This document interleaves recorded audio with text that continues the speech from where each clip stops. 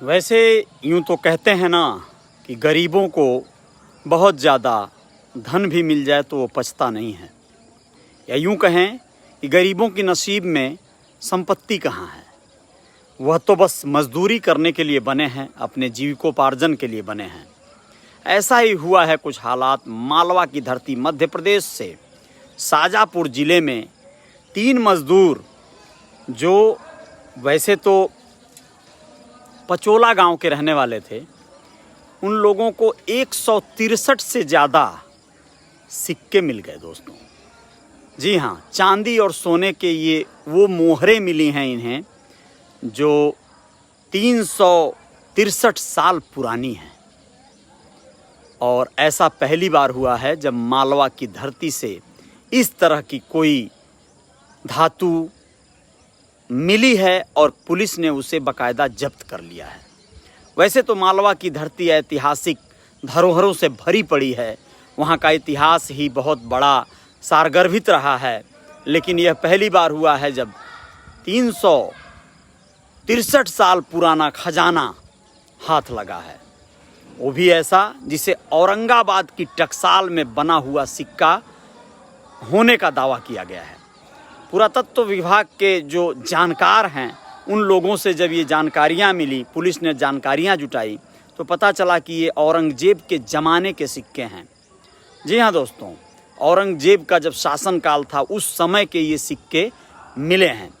उन मज़दूरों का कहना है जिसे उन लोगों ने हिस्सेदारी लगा ली थी, अपनी जो जैसे पद पर था वैसी हिस्सेदारी लगा लिया था।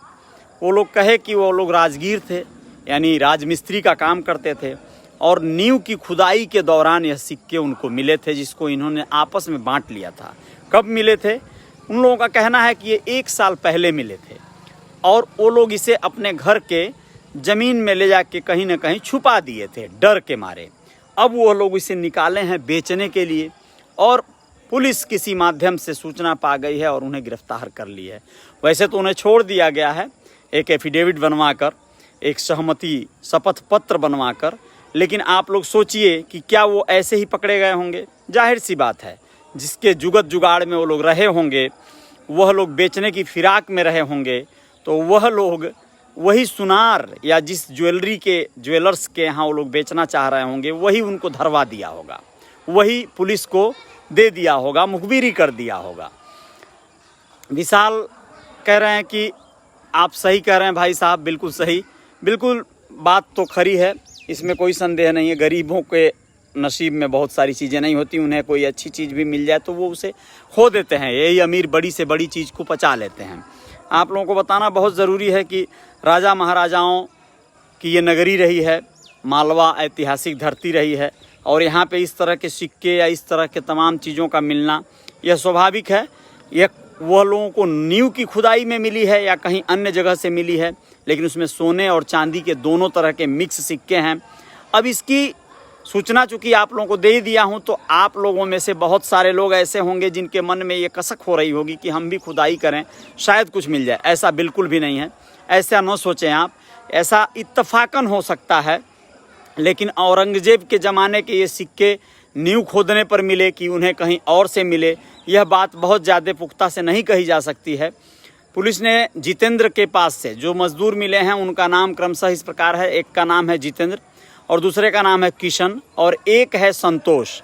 इन तीनों के पास से पुलिस ने बताया है कि जितेंद्र के पास से 60 चांदी के सिक्के मिले हैं और 7 सोने के सिक्के, किशन के पास से 60 चांदी के सिक्के मिले हैं और 6 सोने के सिक्के मिले हैं, वहीं संतोष के पास से महज 30 चांदी के सिक्के मिले हैं।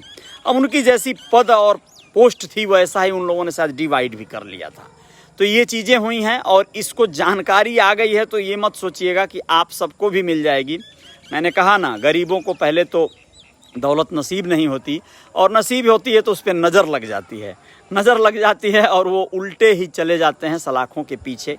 कई बार ऐसा हुआ है और होता रहता है, होता ही रहेगा। यह इत्तेफाक रहा, लेकिन यह सत्य है कि उस ज़माने में 363 साल पुराने ज़माने में औरंगजेब का ज़माना था, राजा महाराजाओं का ज़माना था। व्यवसाय का उस दौर में भी लोग जो है आवागमन करते थे। वैसे कहा गया है कि यह बौद्धिस्टों का भी मार्ग हुआ करता था, यहाँ से मतलब समुद्र के रास्ते आवागमन हुआ करता था। तो ये कहीं ना कहीं ऐसे ही किसी पथिक या किसी के द्वारा यहाँ पर जैसे भी रहा हो मिला है तो मिला है। कहाँ से मिला है पूरी जानकारी नहीं हो पाई है, लेकिन उनका कहना है कि नींव खोदते समय ये मिला था। तो ठीक है, जो भी है ऐसा खजाना मिला है। तो इसके साथ साथ एक दूसरी खबर पर मैं चलना चाहता हूँ आप लोगों को लेकर। मध्य प्रदेश से ही एक खबर है जिसको बताना बहुत ज़रूरी है कि ये खबर है आपके इंदौर बैतूल नेशनल हाईवे पर ग्राम पाठाखेड़ा के पास 10 दिन ये नेशनल हाईवे पर, जी हाँ, इंदौर बैतूल राष्ट्रीय राजमार्ग पर मिला है सोयाबीन के कच्चे तेल से भरा एक टैंकर पलट गया। टैंकर जंगल क्षेत्र में पलटा था। ग्रामीणों को जैसे खबर मिली, लोग जो जिसके हाथ लगा गैलन बाल्टी जो भी लगा ड्रम तक लेकर लोग उसे लूटने पहुंच गए। जी हाँ, उनको कोई सरोकार नहीं था कि इस एक्सीडेंट में क्या परिणाम हुआ होगा, खलासी और ड्राइवर मरे हैं या जीवित हैं। वैसे आप लोगों को बताना ज़रूरी है कि ड्राइवर और खलासी को थोड़ी बहुत चोटें आईं। इत्तेफाक से यह टैंकर पलटा और इसमें रिसाव होने लगा। जब हल्ला हुआ कि सोयाबीन का तेल है तो तेल की कीमत इतनी बढ़ गई है कि लोग उसे लूटने पहुंच गए। नहीं भी बढ़ी होती तो मुफ्त में मिली हुई चीज़ को लूटने की आदत जो पड़ गई है हम सबको, गरीबों को खास करके मुफ्त की चीज़ें मिल जाएं, बस भैया किसी तरह से बस हासिल कर लो, इस फिराक में वो लोग ऐसा कर बैठे। पुलिस को सूचना मिल गई, 112 नंबर पे डायल करके लोगों ने बुला लिया। तो पुलिस आके मोर्चे को संभाल ली, ग्रामीणों को वहाँ से खदेड़ी भगाई और कुछ सुरक्षा कर पाई उस सोयाबीन के कच्चे तेल का। वैसे वो तुरंत जो है यूज में नहीं है लेने लायक, वो नुकसानदेह है क्योंकि वो प्रोसेस के तहत उसे शुद्ध बनाया जाता है, उसमें तमाम अशुद्धियाँ होती हैं, उसको निकाला जाता है, फिर वो खाने के लायक होता है। लेकिन लोगों ने अपनी वाली की। और इतना ही नहीं किया, उन लोगों ने 10 दिन पहले ठीक वही उसी मार्ग पर एक जगह और जो है डीजल का टैंकर पलटा था। उस समय भी लोग ऐसा ही किए थे, कुप्पी और बाल्टी और गैलन लेकर जो है पहुंच गए थे डीजल लूटने के लिए। तो ये हालत है। हम जिस देश में रहते हैं उस देश के हालात ऐसे हैं कि हम लोगों को जो भी मिले बस किसी तरह से हम लोग जुगाड़ में लगे रहते हैं कि कहाँ क्या मिलने वाली है, कहाँ क्या चीज़ हमें हासिल हो जाएगी। हमें कोई सरोकार नहीं है कि हमारे जीवन में उसका कितना उपयोग हो पाएगा या कितने दिन हो पाएगा। इस चक्कर को छोड़ के बस हम नज़र गड़ाए रहते हैं कि काश ऐसी कोई चीज़ मिल जाती, ऐसी कोई उपलब्धि मिल जाती। ऐसी फिराक में आप सब न रहें। उपेंद्र कुमार कह रहे हैं कैसे हो भैया? मैं बिल्कुल ठीक हूँ उपेंद्र। आप लोग अपना ख्याल रखिएगा और आप लोग संभल के रहिएगा। हर चीज़ का ध्यान रखना है आप सभी लोगों को। सूरज निषाद देख रहे हैं, बहुत बहुत धन्यवाद। राम पुकार प्रसाद जी देख रहे हैं, बहुत बहुत धन्यवाद आपको। अभिषेक सरकार देख रहे हैं और बहुत बहुत शुक्रिया अभिषेक। सोनू धावरे बहुत बहुत धन्यवाद। जावेद खान जी बहुत बहुत शुक्रिया। और मनलियस मोमिन बहुत बहुत धन्यवाद आपको। हाँ, दरविकास मिश्रा जी, डॉक्टर विकास मिश्रा जी धन्यवाद सर, बहुत बहुत धन्यवाद डॉक्टर विकास मिश्रा जी। राम पुकार जी बहुत बहुत शुक्रिया। और आप लोगों का जो भी है, आप लोग लाइव में शरीक हुए। विशाल गादवी संगबेरा बहुत बहुत शुक्रिया आपको और बहुत बहुत धन्यवाद आप सभी को। आपका कहना था विशाल गाडवी जी का कि भाई आप बिल्कुल सही कहते हो, धन्यवाद, बहुत बहुत धन्यवाद। और साथ ही साथ आप सभी साथी जो लोग भी मुझे अभी लाइव देख रहे थे, अब्दुल है खान बहादुर जी बहुत बहुत धन्यवाद।